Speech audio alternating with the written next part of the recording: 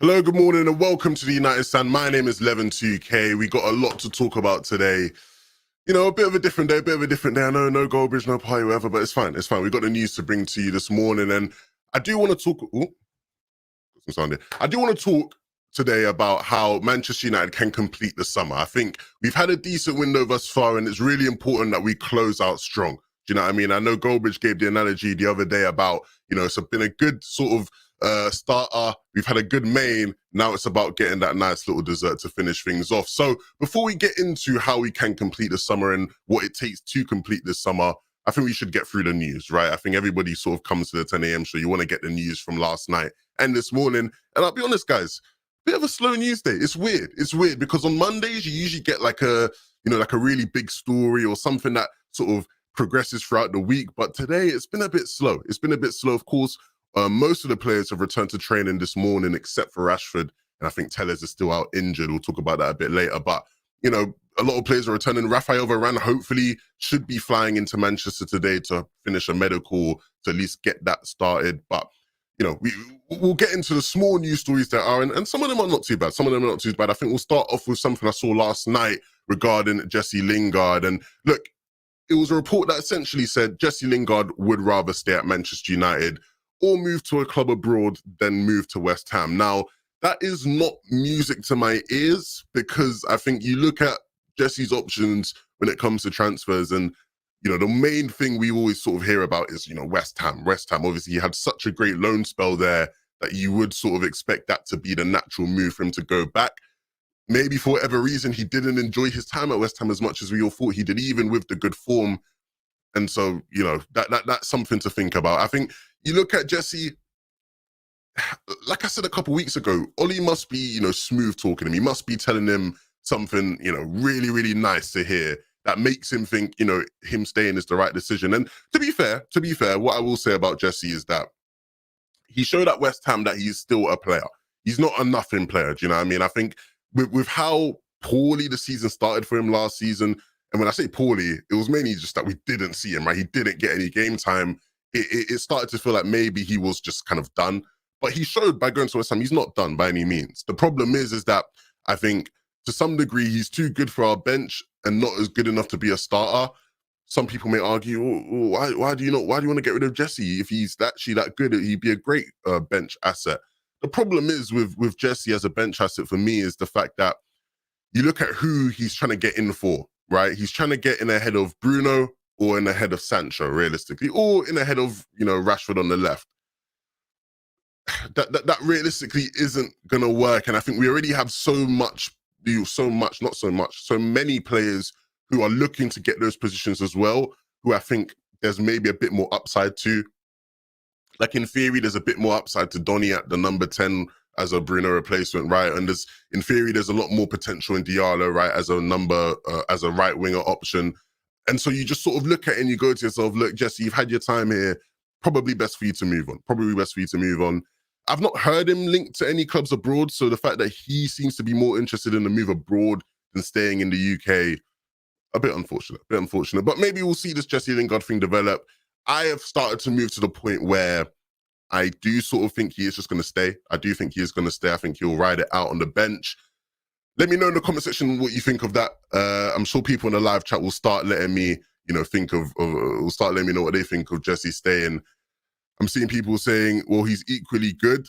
I don't know what you're referring to there. But look, Jesse Lingard, most likely to stay. He'd rather stay at Manchester United than move to West Ham or another team in the Premier League. We did get more stories about Raphael Varane as well. Of course, I mentioned at the start how Raphael Varane looks like he's probably going to be flying into Manchester this morning.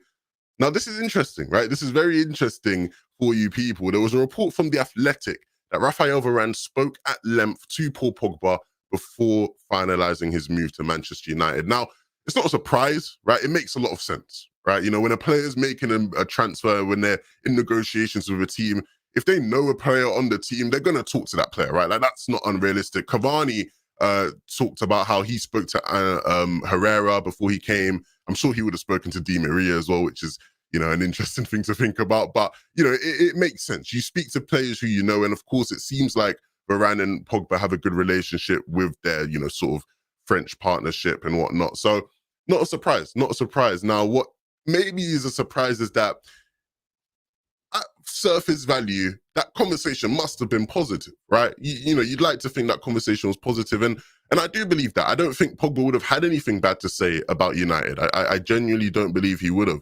I think Pogba probably would have been like, yeah, man, you know, this is a great project. This is cool. Like, I could definitely see where Pogba would sell Manchester United to Varane, even with all the sort of transfer circus that is around Pogba. And I've always wondered as well, and I want to know from you guys, I've always wondered what even happens when, you know, a player speaks to a player and it maybe isn't as positive, right? Let's say Pogba had, you know, slagged off United. Would that even be enough for Varane to go, actually, yeah, maybe not? Because I don't really think it is. I can't imagine every conversation players have with players they know at the club goes in a positive way, right? Like, I can't imagine, you know, Cavani talking to Di Maria about United and that being a very positive conversation. Do you know what I mean? Like, I can't imagine that. And so I don't necessarily think that it's the determining factor. I don't think we should sit here and say, yeah, Pogba, you know, Agent Pogba's the reason we were able to get this Varane deal done. I don't think it is that, but it definitely would have helped. It definitely would have helped. So, you know, it's good to know that, you know, that was probably a nice little conversation. But at the end of the day, we will never know the ins and outs of that conversation unless they choose to let us know. Grant Fisher coming in with the super chat, first super chat of the show. Thank you very much, my friend. Saying, morning, mate. We talk about the wage bill being an issue at United, so why not sell Pogba instead of giving him 350k a week? Sell the deadwood as also. Now, look, we will sort of get onto that in terms of selling the deadwood. I want to talk about that when it comes to completing the summer and what that means and how you actually do that. In terms of Pogba, we will talk about Pogba because there was a report for the Manchester Evening News this morning, and it was essentially just talking more along the lines of Poch and what's going on. PSG actually played in, I think it's their equivalent of the Community Shield, the trophy, the Champions, and they lost to Lille. Unfortunate PSG, unfortunately Poch.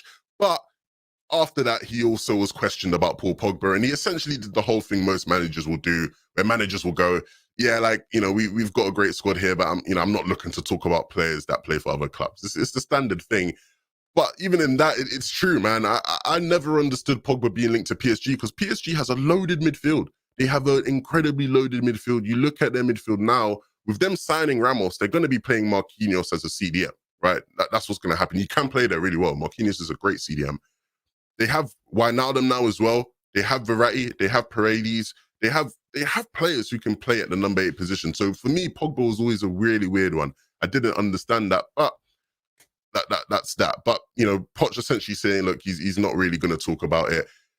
In terms of paying Pogba, you know, 350k a week, there's been a lot of discussion about Pogba and what that means and whether that's the right thing to do. I think at the end of the day, you know, it's hard in football now because I think we are all, even me, even though I'm quite younger, growing up, you know, your contract is handed out essentially based on footballing merit, where it is realistically about who are the best players. You can look at a team's wage structure and very much, you know, tally that up to who's making the most impact on the pitch. Whereas I feel like it's not as proportionate to that anymore, right? Pogba is, you know, he is very much the biggest brand player, and that actually holds weight when negotiating a contract, right? Whether you believe that's right or not, that's just how it is. Because he's such a massive brand, he is the biggest brand player we have, really, you know, that holds weight in terms of bumping up the numbers a bit. Would I offer a contract to Pogba? I think if it was reasonable, if it didn't break our wage structure, because the problem is with a wage structure is you don't want it to be so that somebody who like absolutely isn't deserving is on something massive, because then it can, you know, disgruntle players below who will feel like they deserve more. As much as maybe Pogba isn't our most deserving of being the highest paid, I don't think there are many players who would, you know, look at that and go, well, I should be getting paid more than him. Do you know what I mean? So I don't think it'd completely break the wage structure in the way people imagine it would, right? There's a couple players who might look at it and go, oh, I should be on his money, right? But I don't think it'd be a significant amount to the point where you're looking at, you know, locker room issues or dressing room issues, whatever you want to say, right? So you know, I'm not too worried about that. But I think the club would do it. I do think the club would do it. I think the club would rather keep Pogba than let him go. And so, you know, I wouldn't be surprised if this time next year where, you know, Pogba extended his contracts and we're looking at, you know, moving forward with him. if that's a possibility, right? I think a lot of that relies on how good of a year we have. And, that actually links into the next story that I saw from Manchester Evening News, because Manchester Evening News actually spoke about Erling Haaland and Ollie, and it's more of the same stuff we've heard, but it was essentially a story talking about how, we really need to have a good season. Ollie will want to have a good 12 months so that he is in pole position to get that Haaland deal done. And us having a good 12 months will also most likely be key to whether we actually are able to keep Pogba or not. Because I do think he's going to wait until his contracts run down and look at all his options. And if he does that and, we've had a brilliant year, he's more likely to want to sign. So I think that's probably what's going to happen.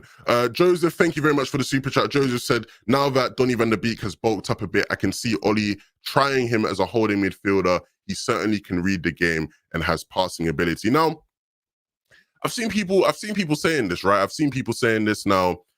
We'll talk about Donny van der Beek, because Donny van der Beek is someone who I've watched quite a bit. Even before he came to United, he was someone I watched quite a bit, especially just because of, how Ajax were doing so well in the Champions League. And so it very much intrigued me in Ajax and them as a squad. Now, I'll say this about Donny van der Beek. Donny van der Beek at Ajax played as a number 10, he played as a number 6, he played as a number 8. He did so incredibly well in all of those positions.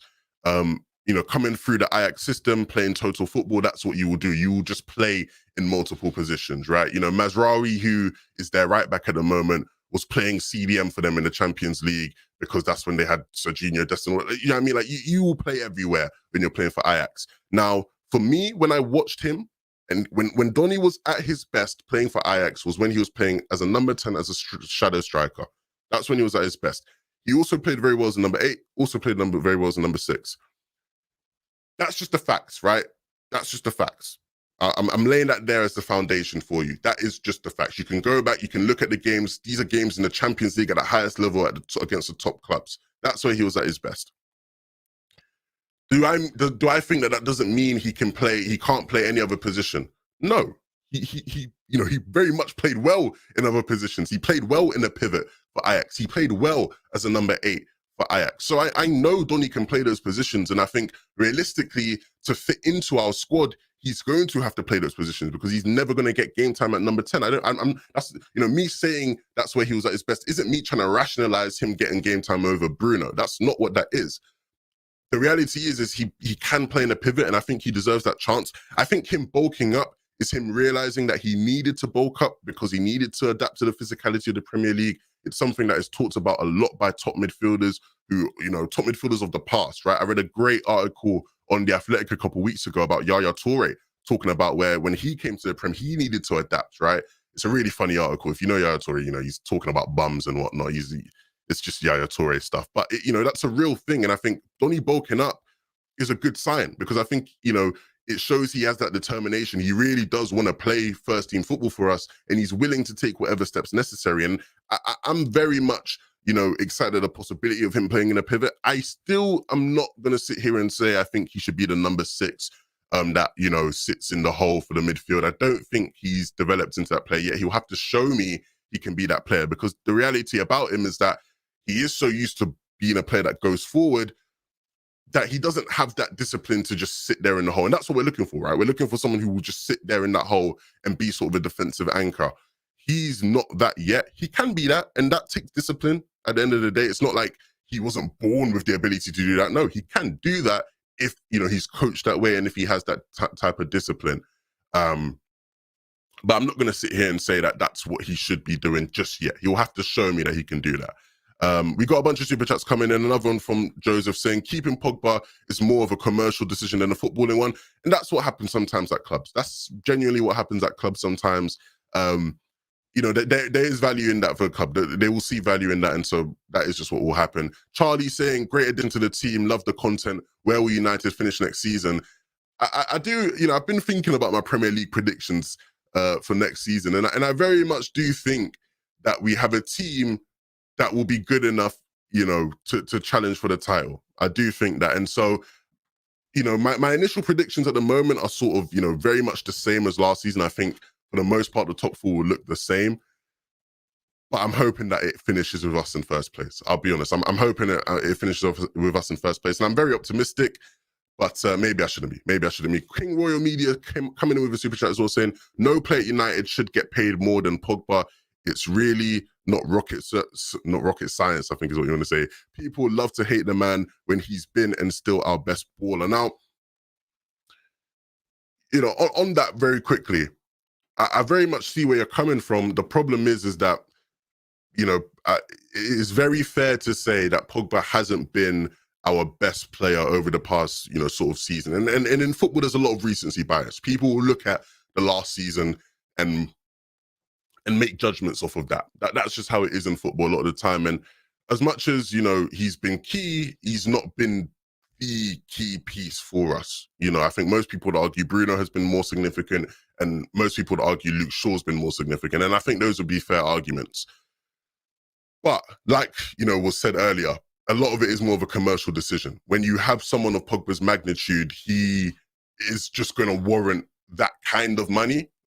Whether it's hard for you to conceive it or not, that's just how it is. That is just how it is with players like Pogba. So we'll see what happens. I'm not going to sit here and cry about it. I'm not going to be upset if he gets that money.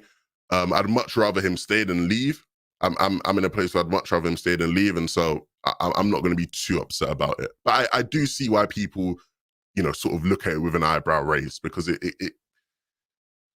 can be a concern. It can be a concern, definitely. But moving forward, there are some more stories. There was a story about Axel Tuanzebe and him getting a loan move to Newcastle. I think that's best for him. I don't want to sit here and spend all the time in the world talking about Axel. I've said on here how I feel about Axel plenty of times. I think he's got potential to be a great player. He just needs first-team football. He needs a lot of first-team football. He needs to be playing week in, week out. And whether that will lead him into, a path to play in the backline for us, I don't know. I don't know. Axel could have a great loan spot at a team like Newcastle. It doesn't mean he's going to come in and start for us.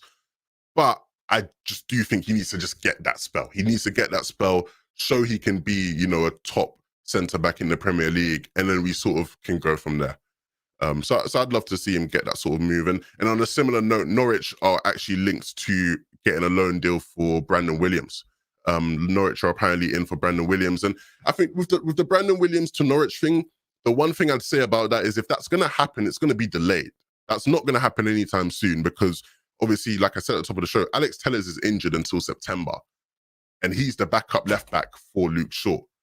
If he's out, Ollie's not going to loan Brandon Williams. He's going to keep Brandon Williams as long as he can until he has Telles back, because he's not going to want to have no left back if something happens to Luke Shaw, God forbid. So, I don't see Brandon Williams being moved on until later into the transfer window, and maybe even not at all. There's a good chance that Brandon Williams won't even get a loan until January because of Telles being out. I think Telles getting injured is genuinely the worst possible thing that could have happened for Brandon Williams, because it just means he's going to be kept as a backup.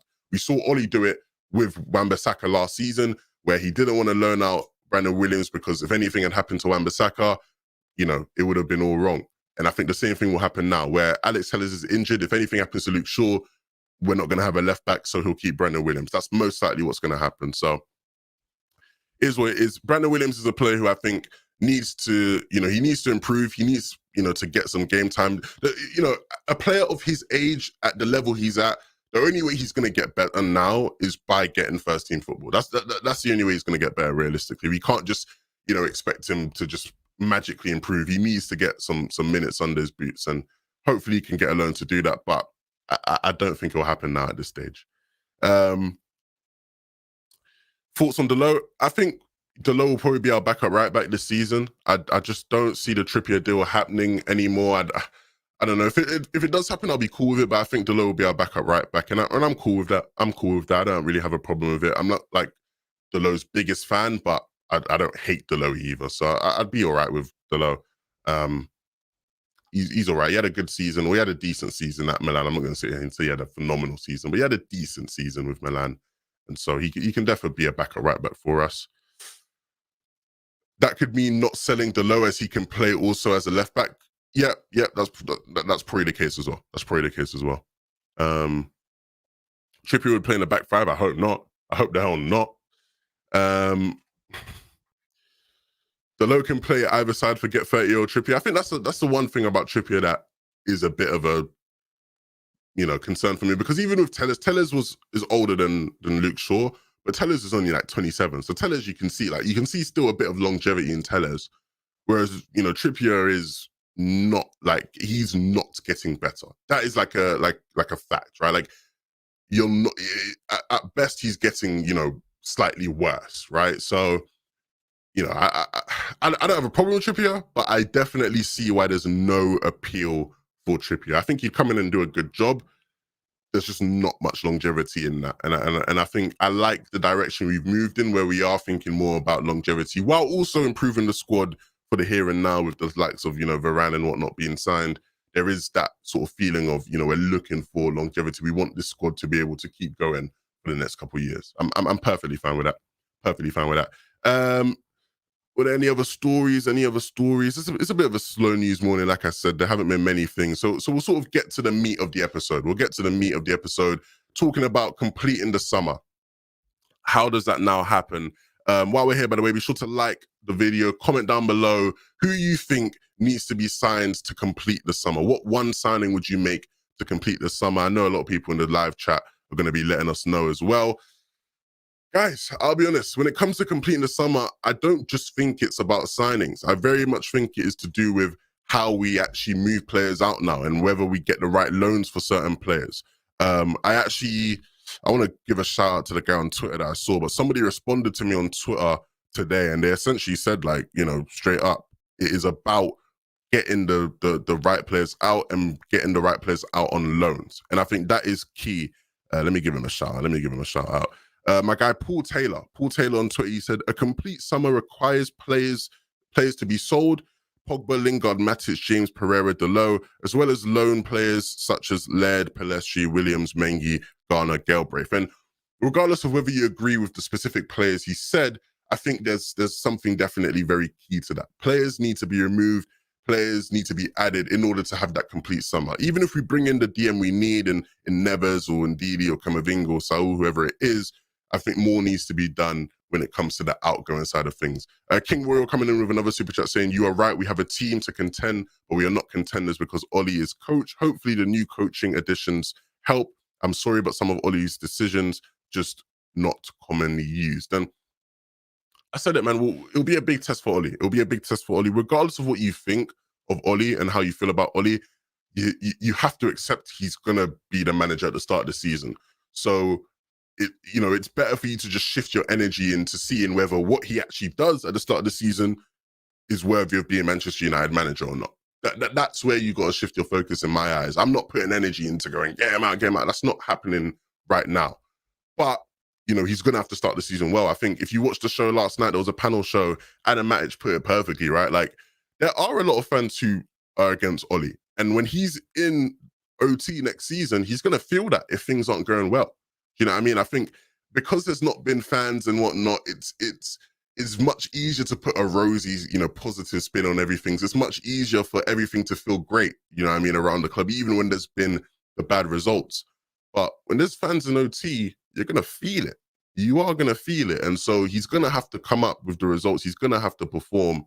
And, it's either sink or swim for him this season. It's either sink or swim. Look, for me, when it comes to completing the summer, it's clear we need a holding midfielder. I've, fought my case for Ruben Neves. I did a show with Mark a couple of days ago where we sort of tried to sell people on Neves, and I think we did a good job of that. I think we did a good job of selling people on Ruben Neves, but it does seem like that deal probably isn't going to happen. We were barely linked to him anyway. Like, the links were very, very, it wasn't any significant links in that sense. But then after yesterday, everybody sort of started to acknowledge the fact that he's probably going to be a Wolves player this season. Even though I don't look at the whole preseason interview thing he did as being too significant. Like, what was he supposed to say? Obviously, he's going to talk about, wanting to, play for the new manager and looking forward to playing for Wolves. Like, he's going to say that, like, he has to say that. But we just haven't really been linked with him significantly. And I'm sure Beth later today, who's going to be interviewing Romano, will ask him about Ruben Neves. And so be sure to tune into that show at 2:00 as well. If it's not going to be Ruben Neves, it seems more likely to be either Saul Niguez or Eduardo Camavinga. Now, between the two, I think they both bring their different positives. They both bring their different negatives. Now, if we just look at both of them, I think both brilliant players, both have high ceilings, definitely high ceilings. The problem with Saul, I'll start off with Saul, is that the past 2 seasons, Saul hasn't been at his best. He's been out of form. Obviously, he had the kidney injury where he had like an exploded kidney or something insane like that. And to come back from that shows he's a true soldier, genuinely. Like, Saul is someone who impresses me as, he seems to show great character, but he's not had his best form over the past season. That's just the reality. And that's not a complete turn off, right? Like, if we're being honest, Rafael Varane hadn't had his best form for Real Madrid over the past couple of seasons, right? That does just happen with players, but that is something to note with Saul. He's not at his best form. He's sort of been in and out of the Atletico team. He's been playing all sorts of positions. I think, Simeone has been trying to find a position that works for him, that gets him back into the team. And he's played off the left midfield. He's played off the right midfield. He's played as a central midfielder. He didn't actually play as a holding midfielder last season for Atletico Madrid, which is something to note as well. But, he has shown in the past that he is quality. That's the big thing. And I think that's what gets people optimistic. The fact that he's shown that he has that quality there, he just needs to find the right situation to be able to unlock that quality. I've seen Atletico Madrid fans say they really want to see him get a good run of games and because they believe he can get back to his previous form. Now, the question will be, is United that place for him? Is United that place where he can come back, have a comeback, bloody hell, get a good run of games, re-find his form? Is that the place for him? I'm not confident it is. I really am not confident it is, just because it's like, we already know that for midfielders, it's probably the hardest, sort of league to adjust to. When it comes to going from the La Liga to the Premier League, for midfielders, it's incredibly hard. It doesn't mean it can't be done, but it's incredibly difficult. Do I really want to put my faith in somebody who I know hasn't really had great form in recent years and hope he gets back to that level when I want to be pushing for 21? Nah, I'll be honest, nah. Now, that doesn't mean I don't think Saul has the qualities to do the job well. He's got class, he's got the ability to be press resistant, got the ability to, have long range ball progression. He's got the tools to do the job well. He just hasn't shown he can do the job well over the past 2 seasons, which is a concern. That's the reality.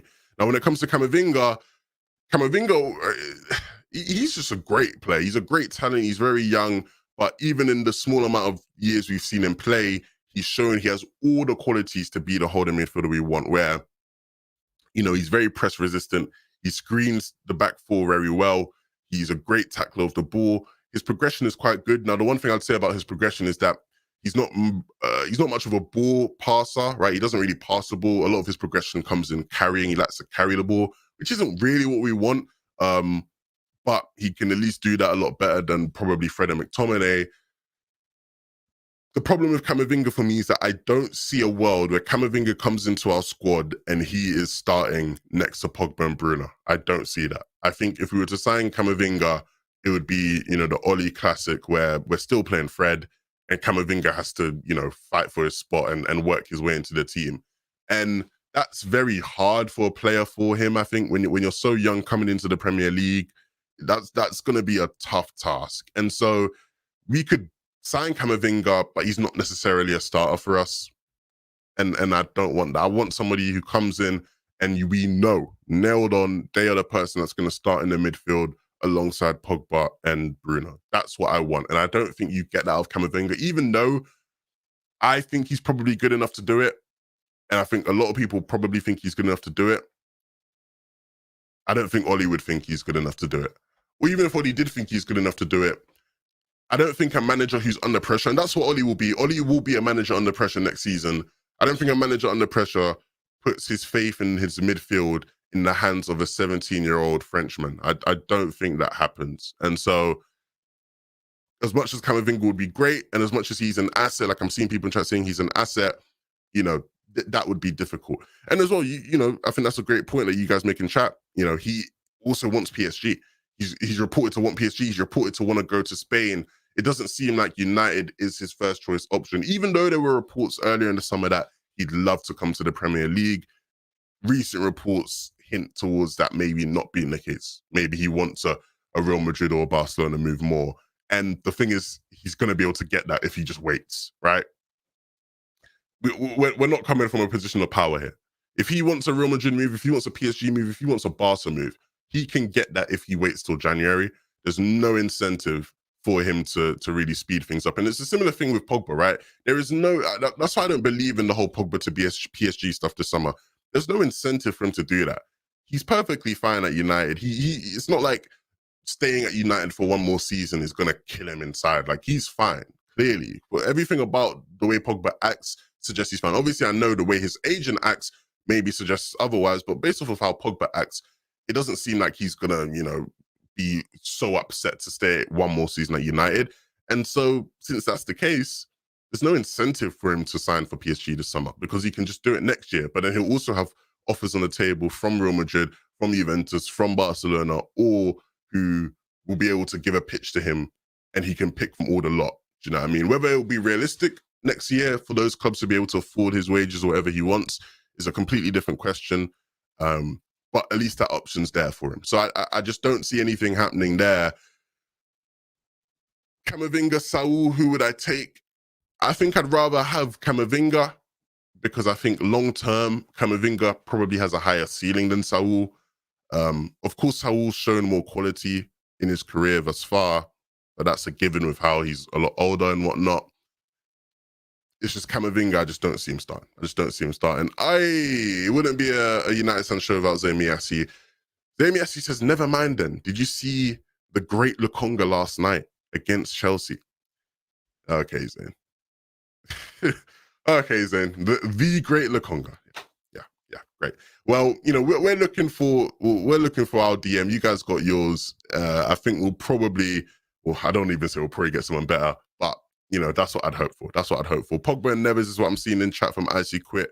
Your defense was a shambles. Yeah, I don't think, guys, like, I don't know how Zayn does it. He's come in here, trying to talk about Arsenal after your performance yesterday. Like, I don't get it. If anything, I would have thought you would have, hid for a bit after yesterday night, but regardless, we'll move on with the show. I think the big thing beyond just bringing in that holding midfielder, right, like we were saying, is who we get out now, who needs to go. When it comes to the low knees, I think, a lot of the under-23s need to go out on loan. The likes of Ghana and whatnot, of course, need to go out on loan. The key is, where do they go on loan? Do they go to, top clubs in, other European divisions? Do they go to the Championship? Do they get moves in the Premier League? Now, some of them maybe warrant moves to the Premier League. Maybe Ghana would, Palestri. I wouldn't want to loan out Diallo, but if Diallo is somebody who's going to get loaned out, maybe him, right? I think the Premier League is the best option. I really, really think the Premier League is the best option. And if not the Premier League, I like the Championship. I think it's a great place for young players to develop. We've seen players develop in the Championship and come out great. That sort of became the model for Chelsea for a while, right? Where Chelsea, they sent out Mount, they sent out Tammy Abraham, and, these players look much better for it. And so, and we've also just seen so many players who've done well in the Championship come in recent years and do well in the Premier League. The likes of Jack Grealish, the likes of, Ollie Watkins at Aston Villa. Like, these players are players who, looked good in the Championship, and then they come up and, it's a seamless transition, it feels like. And so I really want that for our players as well. And I think we can get that. I wouldn't be upset. Like, I know, Pelestri's going back out to Alves or whatever it looks like. I'm fine with that. I think, it'll be good for him. I think he's shown in preseason that he has a real drive. And Pelestri's going to be someone we have to watch out for in years to come, because he has shown that he's a serious baller and that he wants to play for Manchester United and that he wants to be a first-team player for Manchester United. And if anything, he has the ability to be. He definitely has the ability to be. It's just about whether he can get that right development. And I do hope that Alves is that place for him. I do hope it's that place for him. Have a good day. All stay happy. Yeah, guys, have a good day. If you're watching the show, I do hope you have a good day. We have a super chat coming in here from Nicholas saying, Bruno didn't ask for a better number 6 or 8, so he could play well. He just made it happen. Pogba needs to play like a big man, not just post like a big man. Interesting. On the topic of the Bruno number thing, yeah, I do want to see Bruno wear the number 8. That's his number. That's the number he wore at Sporting. And it's like, you know, it's his superpower almost, but obviously Mata has it. And, you know, similar stuff with, you know, Varane and what number he's going to get. Sancho, obviously, with number 7, that's with Cavani. Like, you know, a lot of the players who you want to see with their numbers don't have it. You got to be patient. I don't really know how that links to Pogba. Maybe I'm missing the boat on that one, but there you go.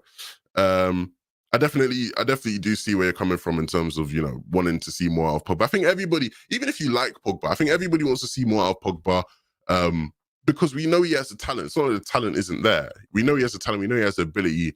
It's about being more impactful on the pitch. And I hope we can get a holding midfielder, because I think getting that holding midfielder that is good at their job allows him to do that a lot better.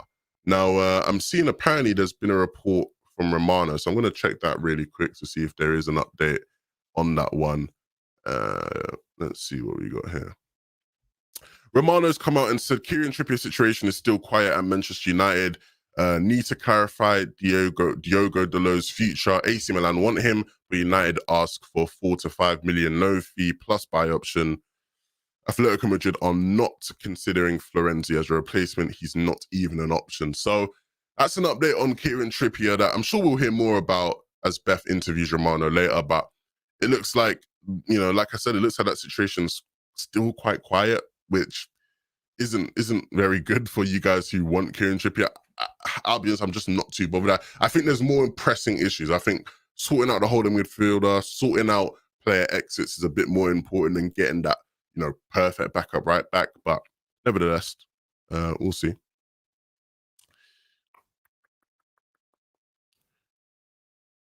Levin is talking Was low. He's a CM. Bruno is a cam. What are you on about? So I hate doing this, guys. I never want to come for people. Yeah, I've not had to do this, right? But you can find the people who don't know what they're talking about and who just chat absolute nonsense in the chat. For one, Bruno is a cam. You're right. He's a number 10, but he also has spent almost all of his career playing as a number 8. So big surprise, he was number 8 for Sporting, and that's what he did. He wore the number 8, he played number 8, and he was a great number 8. He's come to United and he's a number 10, sure, and he's our number 10, and I want him to keep number 10, but don't just go, Bruno's a cam, not a CM. You don't know what you're talking about. You don't know what you're talking about. So please don't come on here and say you're talking Was. You don't know what you're talking about, big man. Flipping bro.